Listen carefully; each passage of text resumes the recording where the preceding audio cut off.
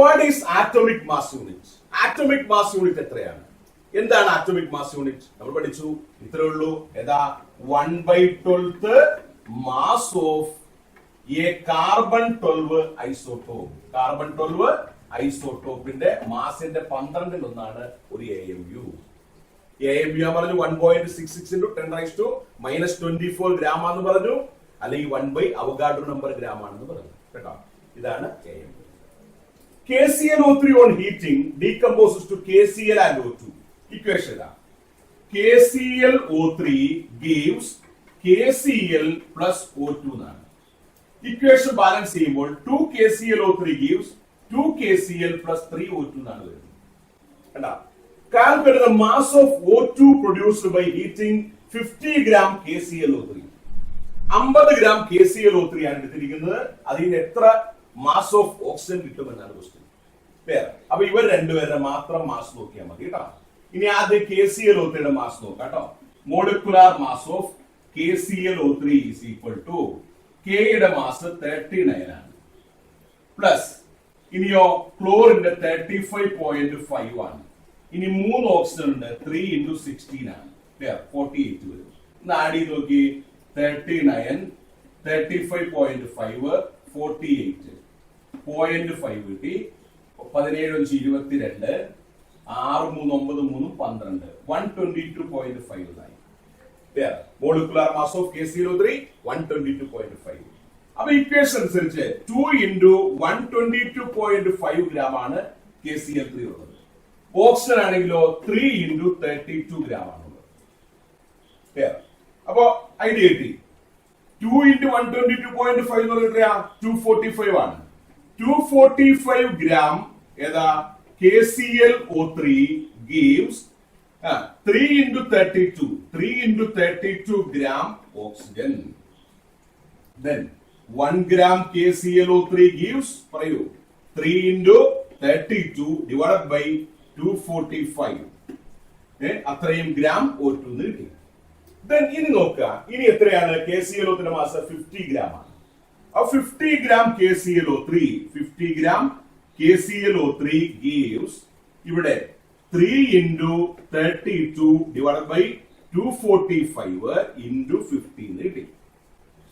245 15 തമ്മിൽ വെട്ടാം. നമുക്ക് 5 കൊണ്ട് വെട്ടാം കേട്ടോ.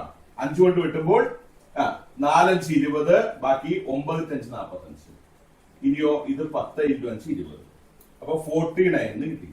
ഈ 49 വെട്ടാൻ ഭാഗത്തിന് എത്രയുണ്ട്? ഇല്ല, ഒന്നുമില്ല കേട്ടോ. അപ്പൊ ബാക്കി മൾട്ടിപ്ലൈ ചെയ്യണം. 32 into 3 എത്ര വരും? 96.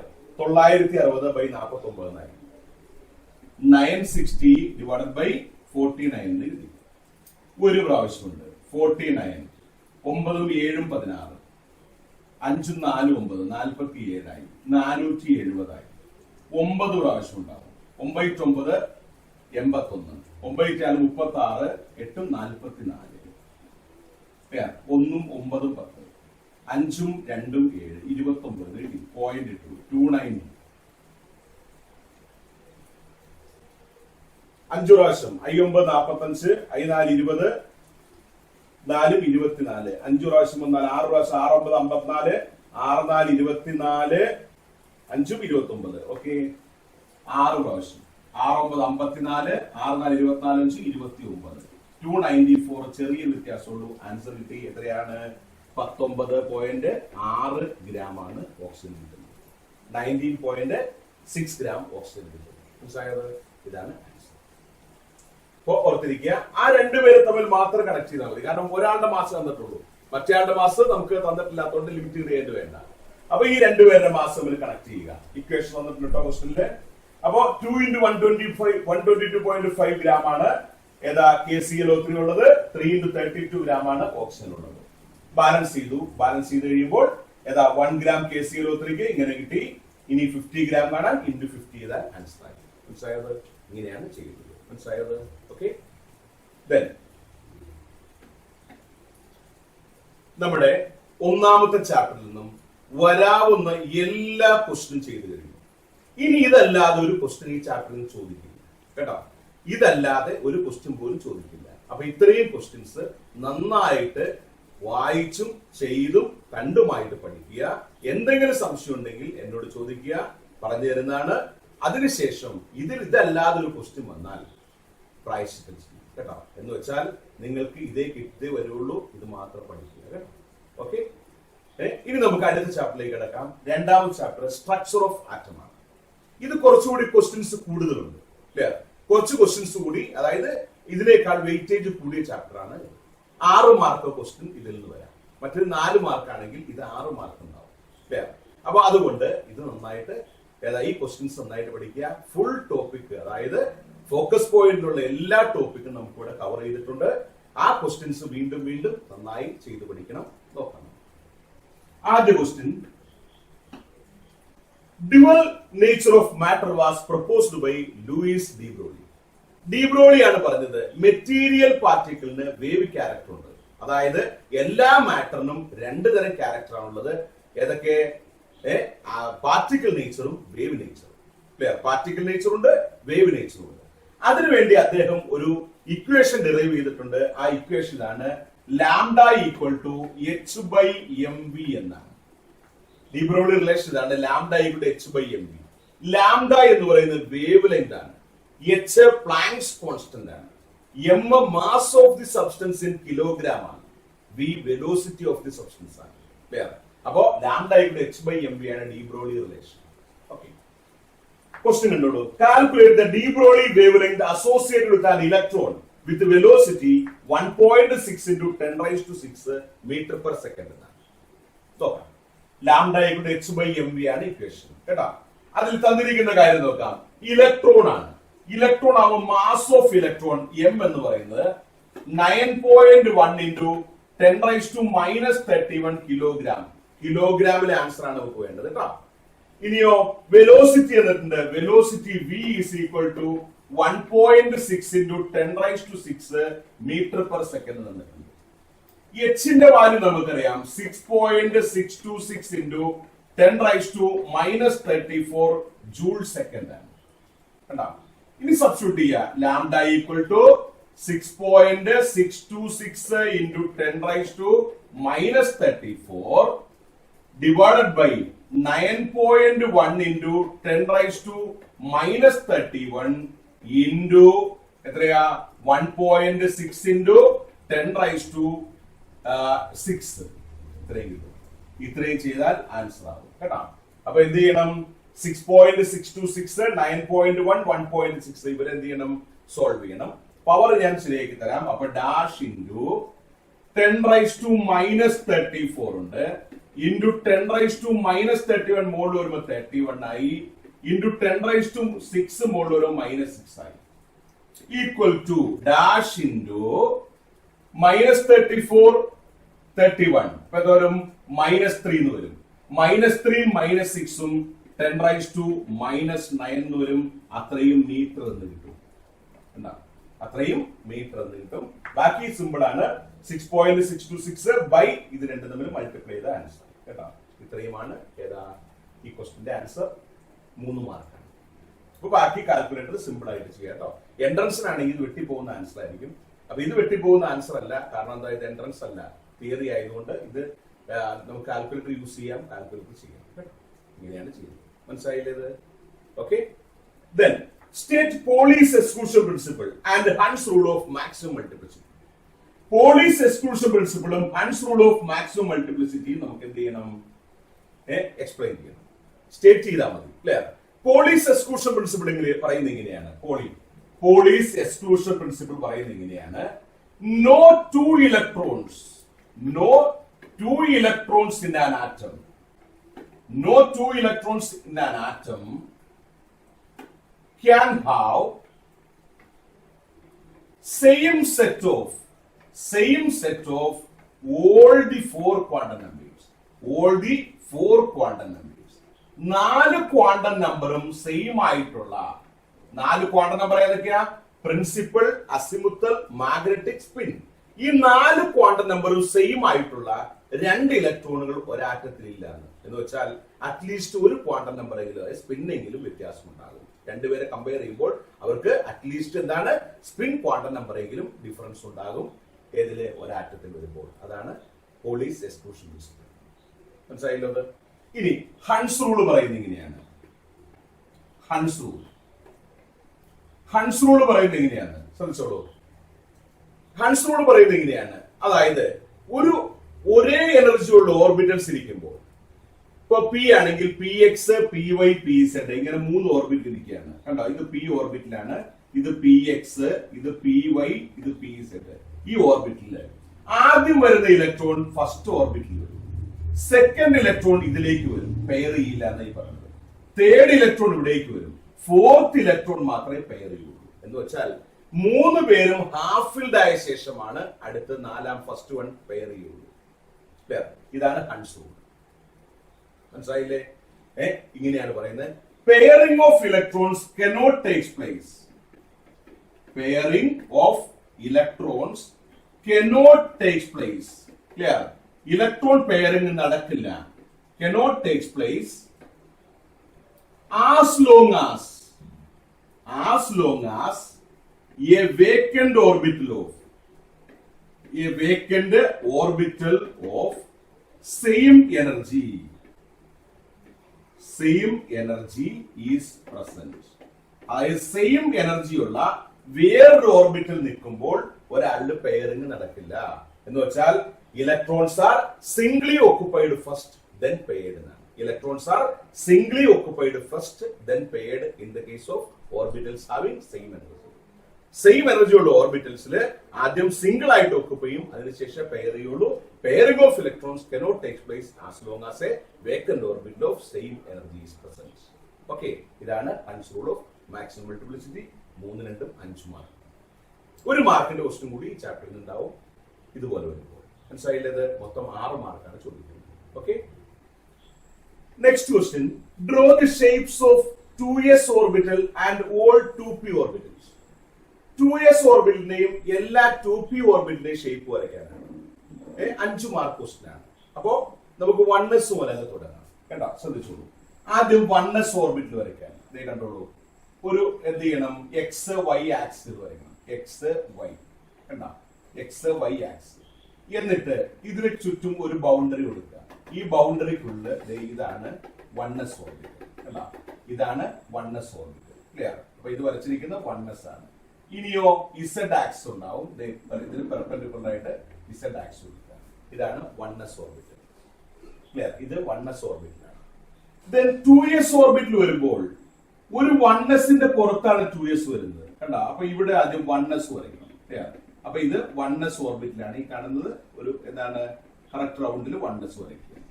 ഇനിയോ ഒരു ഗ്യാപ്പ് കൊടുക്കുക. ഒരു ഗ്യാപ്പ് കൊടുത്തിട്ട് കൃത്യ റൗണ്ടില് ഡോട്ട്സ് കൊടുക്കുക. ഇതാണ് 2s. 1sന് ചുറ്റും 1sന് കഴിഞ്ഞിട്ട് ഒരു ഗ്യാപ്പ് ഉണ്ട്. ആ ഗ്യാപ്പിനെ വിളിക്കുന്ന പേര് നോഡ് എന്നാണ്. കേട്ടോ, നോഡ് അല്ലെങ്കിൽ നോഡൽ റീജിയൻ, നോഡൽ പ്ലെയിൻ എന്നൊക്കെ പറയുന്നതാണ് ഏത്, ആ 1sനും 2sനും ഇടയ്ക്കുള്ള പ്രദേശം. ഇതായിരിക്കും 2s. ഇതാണ് 2s. റൗണ്ടിൽ കൊടുക്കണം കേട്ടോ. ഇതാണ് 2s. ക്ലിയർ? അപ്പൊ ഇതാണ് 2s ഓർബിറ്റൽ. ഇനിയോ ഇസഡ് ആക്സ് ഉണ്ട്. അപ്പൊ 2s എന്നുള്ളത് മാറ്റിട്ട് നമുക്ക് ഇസഡ് ആക്സ് കൊടുക്കാം കേട്ടോ. അപ്പൊ ഇത് ഇസഡ് ആക്സ് ആണ്. ഇനിയോ ഇതോ എക്സ്, ഇത് വൈ. കണ്ടോ, ഇതാണ് 2s. ഈ 2sനും 1sനും ഇടയ്ക്കുള്ള ഈ പ്രദേശത്തിന്റെ പേര് നോഡ് എന്നാണ്. നോഡ്. കണ്ടോ, ഇലക്ട്രോൺ ഇല്ലാത്ത ആ പ്രദേശത്തിന്റെ പേര് എന്താണ്, നോഡൽ റീജിയൻ അല്ലെങ്കിൽ നോഡൽ പ്ലെയിൻ അല്ലെങ്കിൽ നോഡ് എന്നാണ്. മനസ്സിലായത്? ഇതാണ് 2s ഓർബിറ്റൽ. ഓക്കെ, 1s വരുമ്പോൾ ഏതാണ്, വിത്തൗട്ട് ഗ്യാപ്പ് ആണ്. ഗ്യാപ്പ് ഇല്ലാത്ത രീതിയിൽ എന്ത് ചെയ്യണം, ഇങ്ങനെ കൊടുക്കണം. ഇനി 1sന് പുറത്താണ് ഏത് 2s വരുന്നത്. ഇതാണ് 2s ഓർബിറ്റൽ. ഇവിടെ ഇലക്ട്രോണിനെ കണ്ടുമുട്ടാൻ സാധ്യത കൂടിയ പ്രദേശങ്ങളാണ്. ഓക്കെ, ദെൻ അടുത്തത് ഇനി 2p ഓർബിറ്റൽസ് ആണ്. എല്ലാ 2p ഓർബിറ്റൽസും ആണ് പറയാൻ പോകുന്നത്. ക്ലിയർ? 2pയിൽ 3 ഓർബിറ്റലാണ് ഉള്ളത്. 2pയിൽ 3 ഓർബിറ്റൽ ഉണ്ട്. ആദ്യം 2px ആണ്. അപ്പൊ ഇത് x ആക്സിസ്, ഇത് y ആക്സിസ്. 2px എന്ന് പറയുമ്പോൾ ഇങ്ങനെ ഇരിക്കും. കണ്ടോ, എന്നിട്ട് ഇവിടുത്തെ ഉള്ളിൽ ഷെയ്ഡ് ചെയ്യണം. കണ്ടോ, ഇത് 2px ആണ്. ഇനി 2px വരച്ചു എന്ന് പറഞ്ഞിട്ട് ഇസഡ് ആക്സ് ഇല്ലാതിരിക്കുന്നത് കേട്ടോ, 3 ഡയമെൻഷനിൽ ആണ്. അതുകൊണ്ട് ഇസഡ് ആക്സ് ഇങ്ങനെ കാണിക്കണം. ഇത് ഇസഡ്, ഇത് എക്സ്, ഇത് വൈ. അപ്പൊ ഇതാരാ, 2px ആണ്. ഇനി 2py വരുമ്പോഴോ ഇതിങ്ങനെ വരും. ഇത് എക്സ്, ഇത് ഏതാ വൈ. ഇനി ഇസഡ് വരുന്നു, ഇത് ഇങ്ങനെ. ആദ്യം 2py അടയാളപ്പെടുത്തി, കണ്ടല്ലോ. ഇനി ഇസഡ് ഇങ്ങനെ വരും. അപ്പൊ ഇത് ഇസഡ് ആക്സിസ്. ഇനി ഇത് ഷെയ്ഡ് ചെയ്യണം. കണ്ടോ, ഇതാണ് 2py. കണ്ടല്ലോ, ഇതാണ് 2py. നല്ല ഭംഗിയായിട്ട് പെൻസിൽ കൊണ്ട് ഉള്ളിൽ ഷെയ്ഡ് ചെയ്ത് വന്നു കേട്ടോ. ഈ 2pz വരുമ്പോൾ ഇവിടെ ഇസഡ് ആക്സ് ആദ്യമേ വരണം. കണ്ടോ, ഇസഡിലായിരിക്കണം ഇത് ഏതാ നമ്പർ വരുന്നത്. അപ്പൊ ഇത് ഇസഡ് ആക്സിൽ നമ്പർ വരണം. 2pz ഇങ്ങനെ വരും. അപ്പൊ ഇത് ഇസഡ്, ഇത് എക്സ്, ഇത് വൈ. കണ്ടല്ലോ, ഇതാണ് 2px, ഇത് 2py, ഇത് 2pz. ഇങ്ങനെ 3 ഡയഗ്രമാണ് പി ഓർബിറ്റിൽ വരുന്നത് കേട്ടോ. അപ്പൊ ഇതാണ് 2px, 2py, 2pz, 3 orbitals. Okay, 5 മാർക്കായി. The next question. Niels Bohr was the first to explain quantitatively the general features of hydrogen atom, structure and its spectrum. Hydrogen ആറ്റത്തിന്റെ സ്ട്രക്ചറും സ്പെക്ട്രവും ആദ്യമായിട്ട് ഭംഗിയായിട്ട് എക്സ്പ്ലെയിൻ ചെയ്ത ആളാണ് നീൽസ് ബോർ ആണ്. Give the main postulates of Bohr model. 2 മാർക്കാണ്. Bore മോഡലിന്റെ 4 പോസ്റ്റുലേറ്റുകൾ ഉണ്ട്. പറയാം. ഒന്നാമത്തെ പോസ്റ്റുലേറ്റ് എന്ന് പറയുന്നത് ശ്രദ്ധിക്കുക. Electrons are revolve around the nucleus in certain circular paths called orbits. Orbit എന്ന് പേരുള്ള സർക്കുലർ പാത്തിലൂടെ ഇലക്ട്രോണുകൾ ന്യൂക്ലിയസിന് ചുറ്റി കറങ്ങുന്നു. Electrons are revolve around the nucleus in certain circular paths called orbits. Clear? Orbit എന്ന് പറയുന്ന സർക്കുലർ പാത്തിലൂടെ ഇലക്ട്രോണുകൾ ന്യൂക്ലിയസിന് ചുറ്റി കറങ്ങുന്നു എന്നുള്ളതാണ് ഒന്നാമത്തെ പോസ്റ്റുലേറ്റ്. ക്ലിയർ? ഇനി പറയാണ്, ഈ ഓർബിറ്റലുകളെ നമ്മൾ ഡെസിഗ്നേറ്റ് ചെയ്യുന്നത് n കൊണ്ടാണ്. n ഈക്വൽ ടു 1 2 3 4 എക്സെട്ര എന്ന് കൊടുക്കാം, അല്ലെങ്കിൽ k l m n etcetera എന്ന് കൊടുക്കാം. ഇതുകൂടി ആ പോസ്റ്റുലേറ്റ് ഉൾപ്പെടുത്തും. ക്ലിയർ? അപ്പൊ electrons are revolve around the nucleus in certain circular paths called orbits. Orbits are designated as 1 2 3 4 etc. or k l m n etc. ഇതാണ് first postulate. Second one, as long as an electron travel in an orbit it does not lose or gain energy. അപ്പൊ orbit energy കളയുകയോ വാങ്ങുകയോ ചെയ്യുന്നില്ല. Orbit does not gain or lose energy. എന്ത് ചെയ്യുന്നില്ല? എനർജിയെ വാങ്ങുകയോ കളയുകയോ ചെയ്യുന്നില്ല. Energy വാങ്ങുകയോ വിട്ടുകൊടുക്കുകയോ ചെയ്യുന്നില്ല. Clear? So orbit is called stationary states. Orbit is called stationary states. Clear? ഓർബിറ്റിനെ എന്ത് വിളിക്കാം? നമുക്ക് ഡെഫിനിറ്റ് എനർജി ലെവൽസ് അല്ലെങ്കിൽ സ്റ്റേഷനറി സ്റ്റേറ്റ് എന്ന് വിളിക്കാം. ക്ലിയർ? അപ്പോൾ ഓർബിറ്റ്സ് എന്ന് പറയുന്നത് സ്റ്റേഷനറി സ്റ്റേറ്റ് ആണ്. It does not lose or gain energy. Clear? ഒരു ഓർബിറ്റിൽ ഇലക്ട്രോണുകളുടെ എനർജി കോൺസ്റ്റന്റ് ആണ് എന്നാണ് രണ്ടാമത്തെ പോസ്റ്റുലേറ്റ്. ക്ലിയർ? അപ്പോൾ as long as an electron travel in an orbit it does not lose or gain energy. So orbit is called stationary state or definite energy levels. Clear? Definite energy ലെവലുകളാണ് orbit എന്ന് പറയുന്നത്. Third postulate, when an electron travels in an orbit its angular momentum, ആ ഇലക്ട്രോണിന്റെ angular momentum എന്ന് പറയുന്നത് angular momentum mvr is equal to nh/2π means an integral multiple of h/2π ആണ്. h/2π യുടെ integral multiple ആയിട്ടാണ് angular momentum വരുന്നത്. Clear? അപ്പോ first ഓർബിറ്റില് n ഈക്വൽ ടു 1 ആണ്. 1h/2π ആയിരിക്കും ആംഗുലർ മൊമെന്റം. സെക്കൻഡ് ഓർബിറ്റിൽ 2h/2π, തേർഡ് ഓർബിറ്റ് 3h/2π എന്ന് വെച്ചാൽ n equal to 1 2 3 4 etcetera number of orbit ആണ്. അപ്പോ when an electron travels in an orbit its angular momentum mvr is equal to an integral multiple of h/2π. mvr is equal to nh/2π. n equal to 1 2 3 4 etc. third postulate. Clear? Fourth one, an electron can travel from one orbit to another. ഒരു ഇലക്ട്രോണിന് ഒരു ഓർബിറ്റിൽ നിന്ന് അടുത്ത ഓർബിറ്റിലേക്ക് jump ചെയ്യാൻ സാധിക്കും, അല്ലെങ്കിൽ താഴേക്ക് ഇറങ്ങാൻ സാധിക്കും. എങ്ങനെ? By a definite amount of energy change. ഒരു ഡെഫിനിറ്റ് എമൗണ്ട് എനർജി അബ്സോർബ് ചെയ്യുകയോ ഇവോൾവ് ചെയ്തു കഴിഞ്ഞാൽ ഒരു ഓർബിറ്റിൽ നിന്ന് അടുത്ത ഓർബിറ്റിലേക്ക് എന്ത് ചെയ്യാൻ സാധിക്കും? ട്രാവൽ ചെയ്യാൻ സാധിക്കും. ക്ലിയർ? അപ്പോ electron travel from one orbit to another. ഒരു ഓർബിറ്റിൽ നിന്ന് അടുത്ത ഓർബിറ്റിലേക്ക് എന്ത് ചെയ്യാൻ പറ്റും? ട്രാവൽ ചെയ്യാൻ സാധിക്കും by a fixed amount of energy change. By a fixed amount of energy change. Clear? Fixed amount of energy change. Fixed amount energy change ചെയ്ത് കഴിഞ്ഞാൽ ഒരു ഓർബിറ്റിൽ നിന്ന് അടുത്ത ഓർബിറ്റിലേക്ക് അവന് ജമ്പ് ചെയ്യാൻ സാധിക്കും. ആ fixed amount of energy delta E ആണ്. അത് എച്ച് ന്യൂ ആയിരിക്കും. എന്തായിരിക്കും? എച്ച് ന്യൂ ആയിരിക്കും. ആ definite amount of energy new എന്ന് പറയുന്നത് ഫ്രീക്വൻസി. ഒന്നിൽ നിന്ന് രണ്ടിലേക്ക് പോകാൻ എച്ച് ന്യൂ അബ്സോർബ് ചെയ്യണം. രണ്ടിൽ നിന്ന് മൂന്നിലേക്ക് പോകാൻ അടുത്ത എച്ച് ന്യൂ. മൂന്നിന് താഴേക്ക് രണ്ടിലേക്ക് വരാൻ ഒരു എച്ച് ന്യൂ കളയണം. കണ്ടോ? അപ്പൊ definite amount of energy change ചെയ്താൽ ഒരു ഓർബിറ്റിൽ നിന്ന് അടുത്ത ഓർബിറ്റിലേക്ക് ജമ്പ് ചെയ്യാൻ പറ്റും. ഇതാണ് 4 പോസ്റ്റുലേറ്റ്സ്. അറിഞ്ഞിരിക്കുക കേട്ടോ. ഒന്ന്, electrons are revolve around the nucleus in certain circular paths called orbits. Orbits are designated as 1, 2, 3, 4, etc. or KLMN, etc.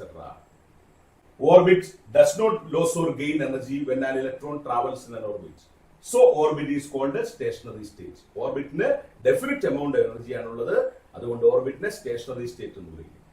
അടുത്ത, when an electron travels in an orbit, its angular momentum is an integral multiple of h by 2 pi. MBR is equal to nh by 2 pi, where n equal to 1, 2, 3, 4, etc.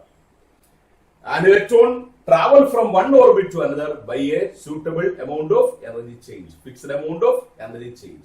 Delta E equal to h nu. Okay, delta E change in energy, h nu, h Planck's constant, nu എന്താണ്? frequency. Okay, ഇതാണ് postulates of Bohr model. Clear ആയില്ലേ? Okay. Then next one.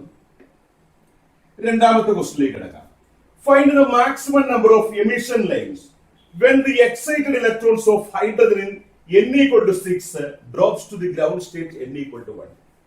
അതായത് n എന്ന് പറയുന്നത് number of orbit 1, 2, 3, 4, 5, 6. ഈ n equal to 1, n equal to 6, 6ൽ നിന്ന് 1ലേക്ക് എന്ത് ചെയ്യാണ്? ഇലക്ട്രോൺ ജമ്പ് ചെയ്യാണ്.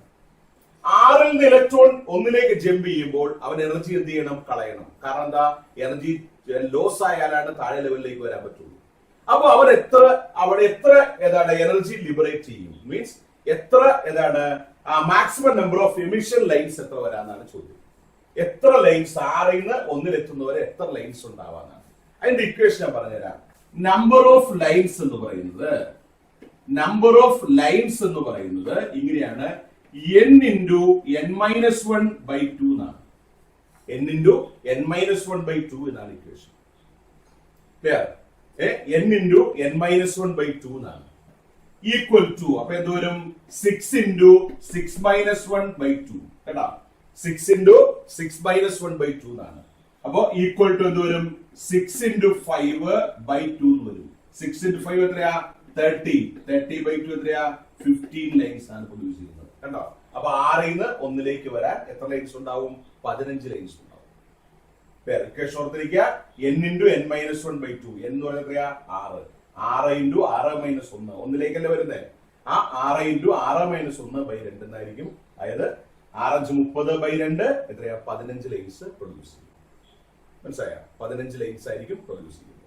ഓക്കെ, ഇത് ഓർത്തിരിക്കുക കേട്ടോ. ഓക്കെ, ദെൻ അടുത്തത്, calculate the wave number of radiation due to transition of an electron from 4th orbit to 2nd orbit. 4ാമത്തെ ഓർബിറ്റിൽ നിന്ന് 2nd ഓർബിറ്റിലേക്ക്, 4ൽ നിന്ന് 2ലേക്ക്. അപ്പൊ ഇത് 2, ഇത് 3, 4, 5, 6. ഇനി 4ൽ നിന്ന് 2ലേക്ക് ഇങ്ങനെ ഒരു ഇലക്ട്രോൺ ജമ്പ് ചെയ്യാണ്.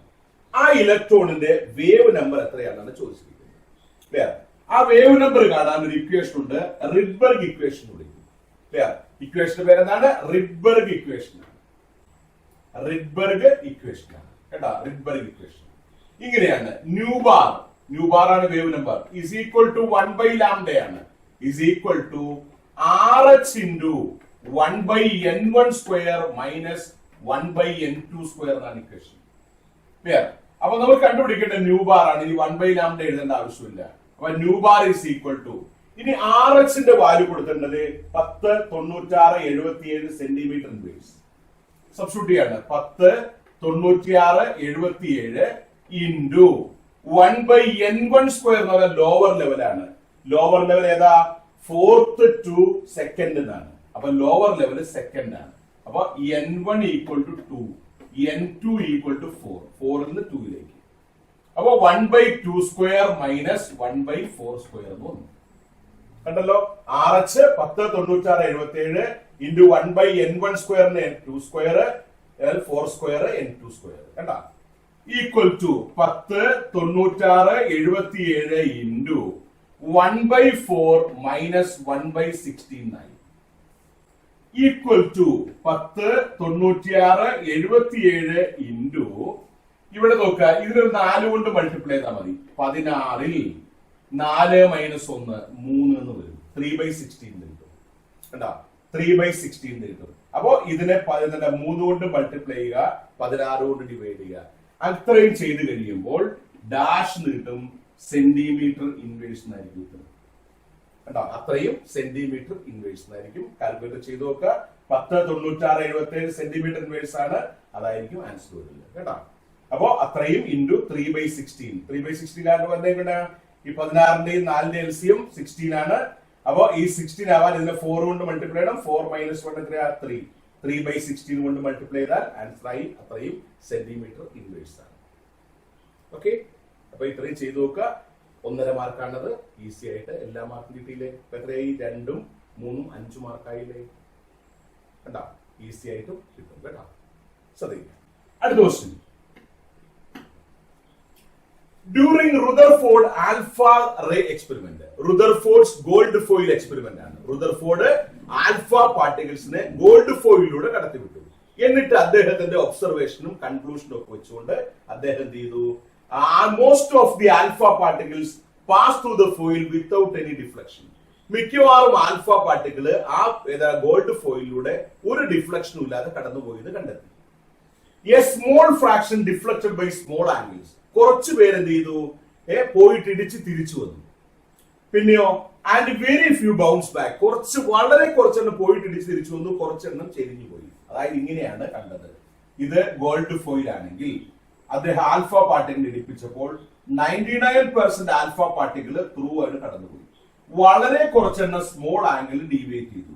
വളരെ ചെറിയ പാർട്ട് ഇടിച്ചിട്ട് എന്ത് ചെയ്തു? തിരിച്ചു വന്നു. കണ്ടോ, ഇതാണ് full observation.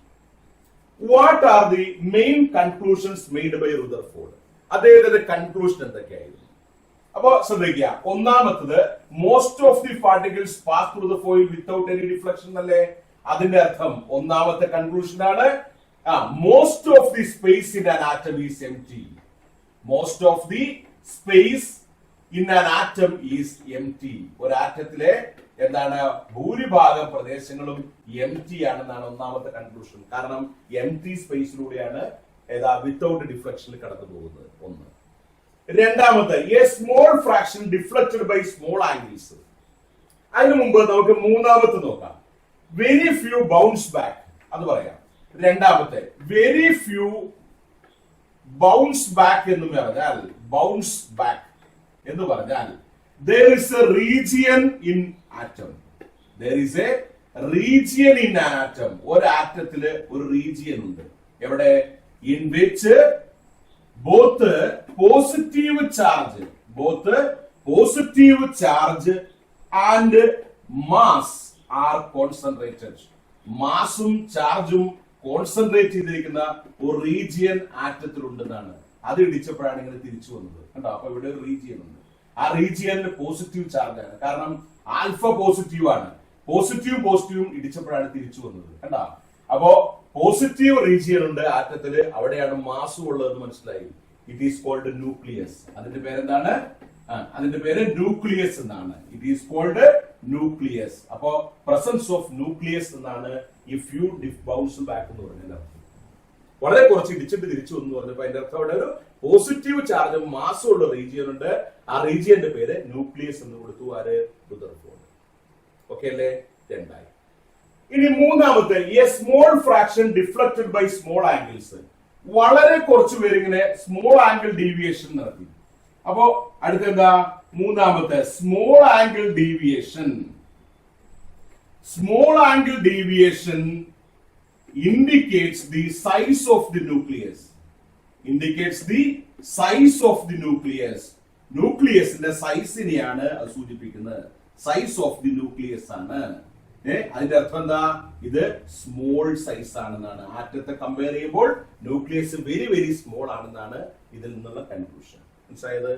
The size of the nucleus is very very small as compared to the size of the atom എന്നാണ്. വളരെ ഫ്യൂ പാർട്ടിക്കിൾസ് ഡീവിയേറ്റ് ചെയ്തു അല്ലെങ്കിൽ സ്മോൾ ആംഗിൾ ഡിഫ്ലക്ഷൻ നടത്തിയതുകൊണ്ട് അർത്ഥം. മനസ്സിലായത്? ഇത് മൂന്നുമാണ് അദ്ദേഹത്തിന്റെ കൺക്ലൂഷൻ. ഇത്രേ ഉള്ളൂ. Most of the alpha particles pass through the foil without any deflection, indicates that most of the space in an atom is empty. Then a few bounce back means there is a region in an atom in which both the positive and mass are concentrated. It is called nucleus. അതിനെന്ത് വിളിക്കാം? Nucleus എന്ന് വിളിക്കാം. മാസും positive ഉള്ള പ്രദേശങ്ങൾ. അടുത്ത് small angle deviation indicates the size of the nucleus. The size of the nucleus is very very small as compared to the size of the atom. ഇതാണ് മൂന്നാമത്തെ conclusion.